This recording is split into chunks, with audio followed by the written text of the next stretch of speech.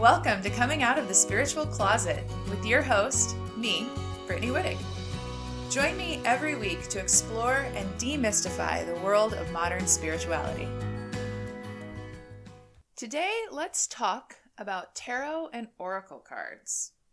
Tarot and oracle cards have had a huge boom in popularity recently, which I absolutely love because I think that they are one of the easiest beginner tools to use in spirituality.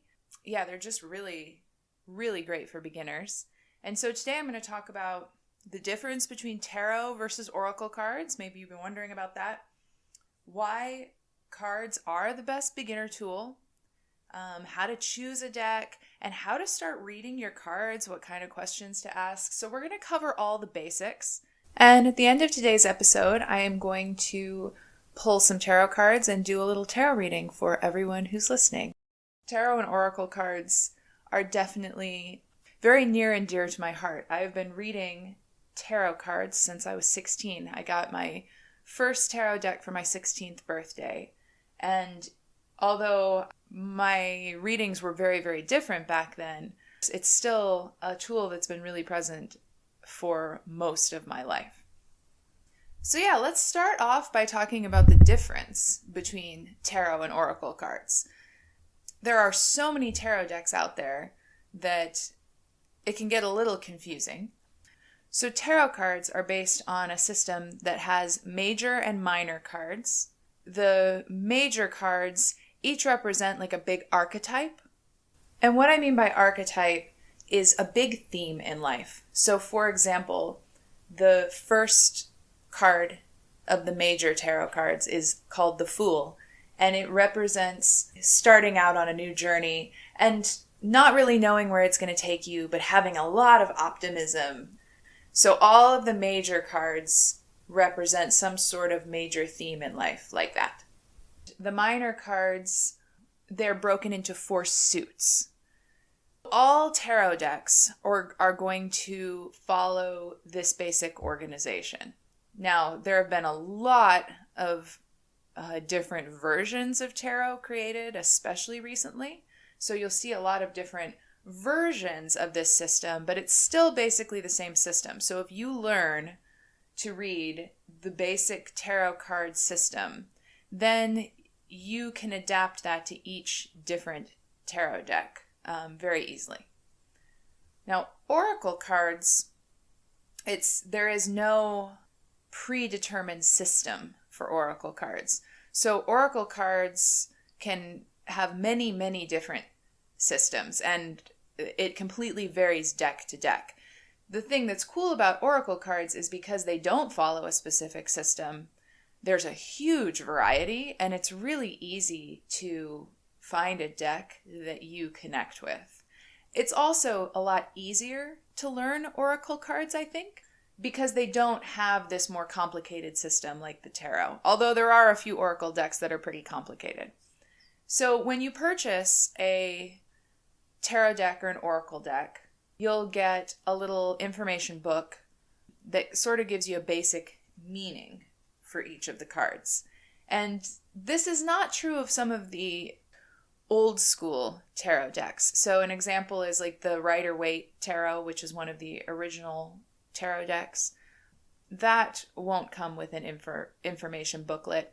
But if you are starting with the very basic tarot like that, there are a ton of websites online that basically have a digital version of a guidebook. So they'll describe each card for you. But that kind of leads me into why I think tarot and oracle cards are the very best beginner tool. And that's because beginner tool for spirituality and for people who are new to spirituality. And that's because tarot and oracle cards are a really great way to start connecting with your intuition, which is sort of the foundation of all modern spirituality, is connecting with that part of you that is tapped into the universe. So the way that this works with tarot and oracle cards is, a card comes out, and the first thing that pops into your mind when you look at a card is generally coming from your intuition. And at first, it can be hard to tell, is that coming from my intuition? But it's practicing, looking at a card and then following whatever comes up first. It's that practice that helps you hone your intuition. And what happens over time, as you do this more and more and more frequently, you'll start to learn to trust that intuition voice that you hear when you pull a card. I love using Oracle and tarot cards for beginners because they use these beautiful images, and the way that you connect to the images is really the way that you can connect to your inner world. So how to choose your first deck? There's a few things to consider. I think first you want to figure out if you do want to dive into learning tarot right now, or if you would just like to start by working with Oracle cards.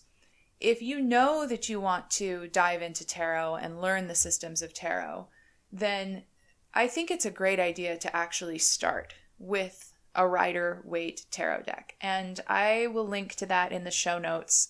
I'm also going to link to an article about how to start reading tarot cards for beginners. So if you do want to start with tarot, starting with the original is a great way to go, because then you get the basis down for the whole system, and then you can expand out to lots of different tarot decks. Now, if you don't want to start with tarot, if you just want to dive right in to sort of starting to connect with your intuition through cards, then I would go with Oracle cards. And there are so many Oracle decks out there. So you really want to choose a deck based on what you feel drawn to, what you feel pulled to. A great way to see some different decks is to go on YouTube and watch, or you can go on YouTube and just search for tarot reading and watch some videos and get a look at the different decks that the readers are using. And when you see a deck that really stands out to you, there you go. Go and grab it. Another option, now that things are starting to open back up again and shops are opening, is to go to your local bookstore, or if you have one, a local crystal or magic shop, and actually look at the decks in person.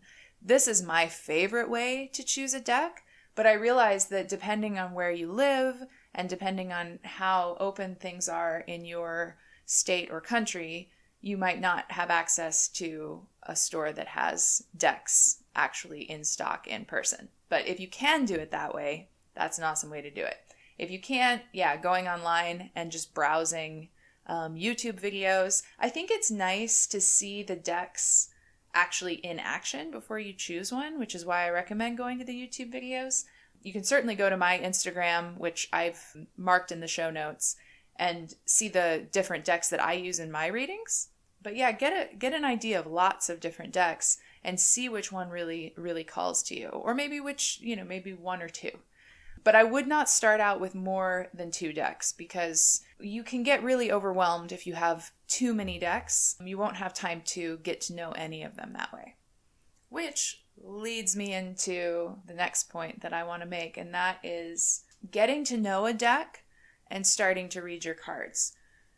They'll come with a little guidebook that will explain the meaning of each of the cards.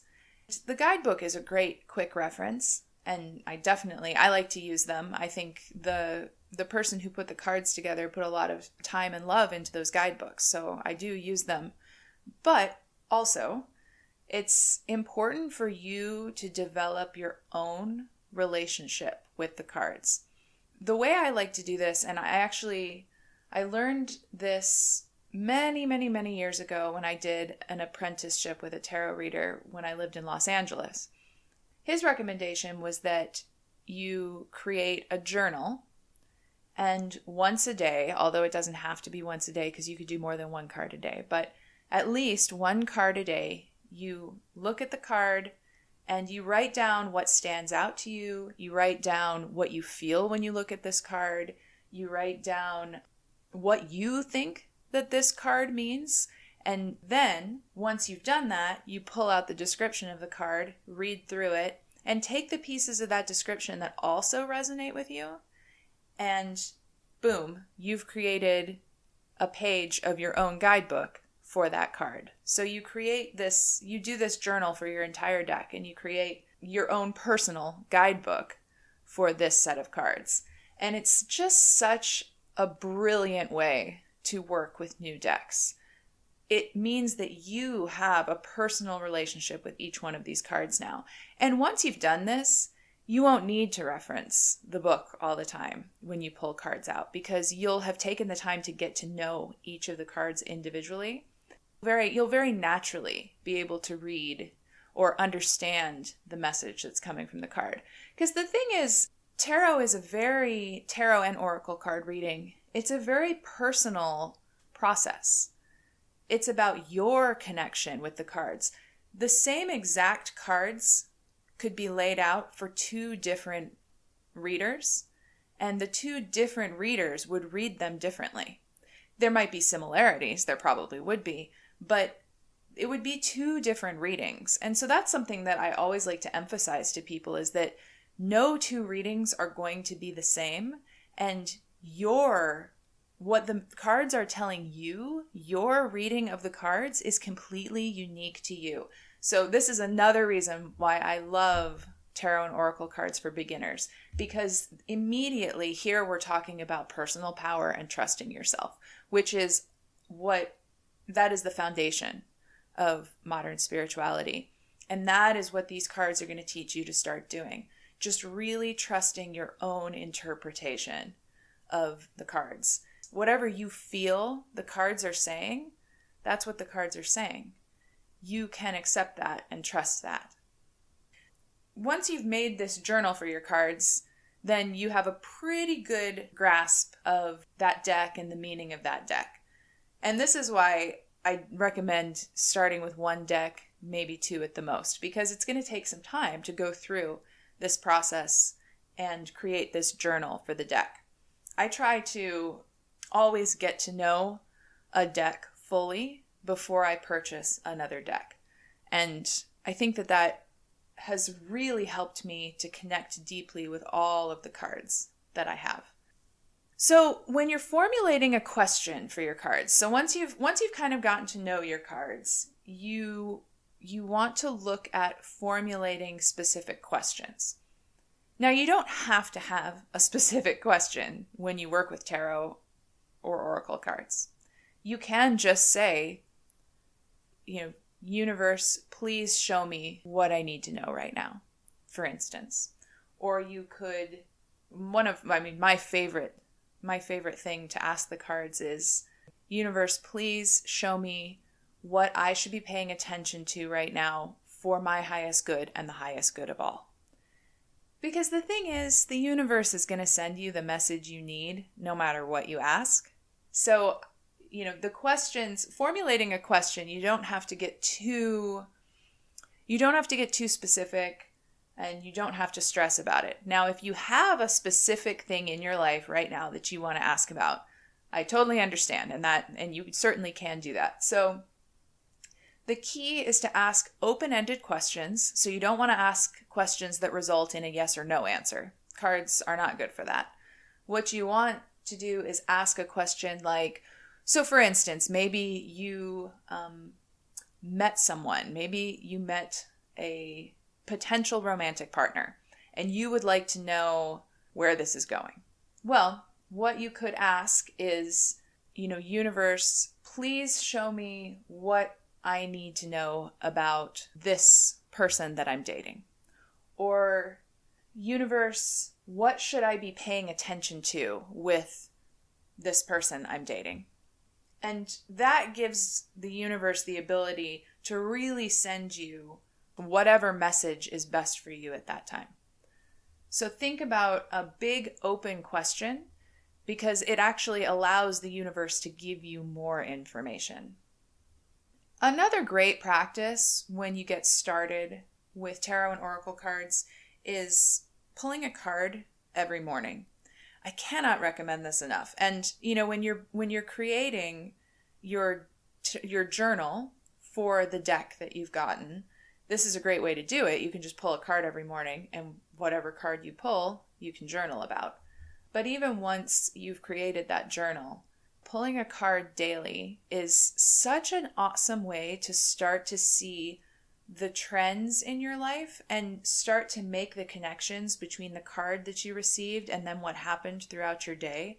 It really starts to show you how on point your intuition really is. And that's how you start trusting yourself. And as you trust yourself, you step into your power more fully. And that allows you to start discerning in other spiritual areas. It allows you to start discerning which teachers work for you. It starts allowing you to discern what branches of spirituality feel right for you. So this daily card pull can really snowball into this beautiful connection with your intuition. And it is a great place to start if you're new to modern spirituality. And even if you're not, even if you're an old pro, pulling a card every single day is just an amazing way to get a clear, quick message from the universe.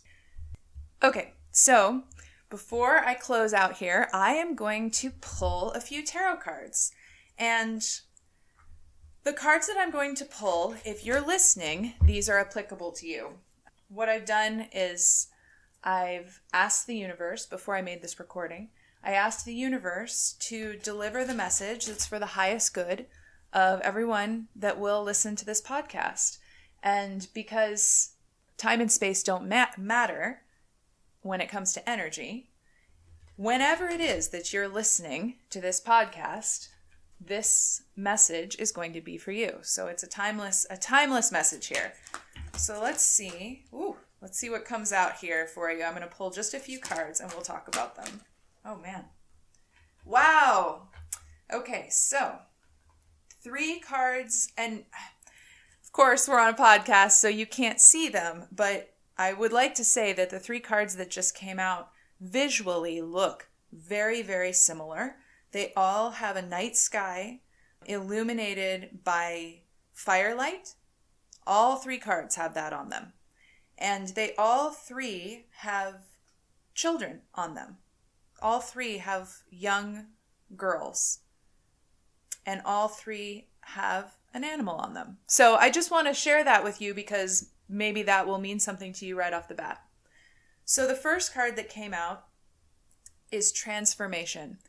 And the image is a little girl blowing sparks through her hand in the night sky, and there's the kind of the shape of a butterfly.